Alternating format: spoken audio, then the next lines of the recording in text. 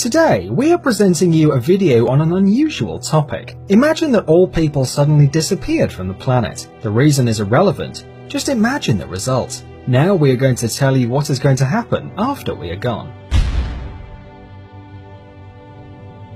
Several hours after humanity disappears, lights all around the world will start to shut down, since most power stations work on fossil fuel. Without people, there won't be anybody to charge them, so they will stop. 48 hours after registering a sudden drop in energy consumption, nuclear power plants will switch to safety mode. Windmills will keep working until the lubricant runs out.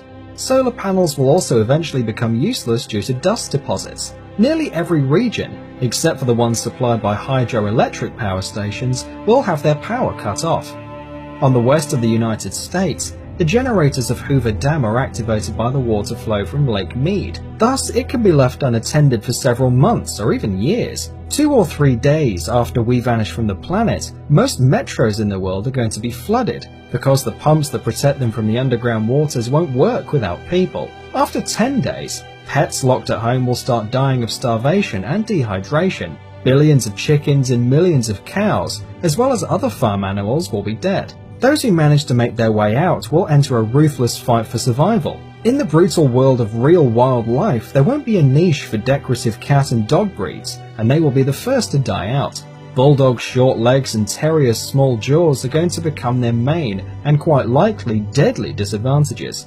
A few weeks later, there won't be any small dog breeds left anymore. Big dogs will gather in packs and hunt down smaller breeds as well as other animals. About a month after we disappear, all cooling water on nuclear power stations will have evaporated. This will lead to a series of explosions much stronger than the Fukushima and Chernobyl disasters. Millions of animals will die of cancer, but overall the planet will recover from the radioactive contamination rather fast and easily. 1 year after people disappear, strange stars will start to fall from the sky. During our space history, we took dozens of thousands of objects to the Earth's orbit. The highest satellites will fall after many years. After 25 years, 3/4 or all squares and sidewalks will be covered with vegetation.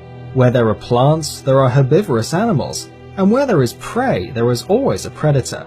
The surviving dogs will cross with the wolves that come to the former cities. Without us, the air will become much cleaner. In some cities, the visibility range will become several times longer. Cities like Dubai and Las Vegas will be buried in sand.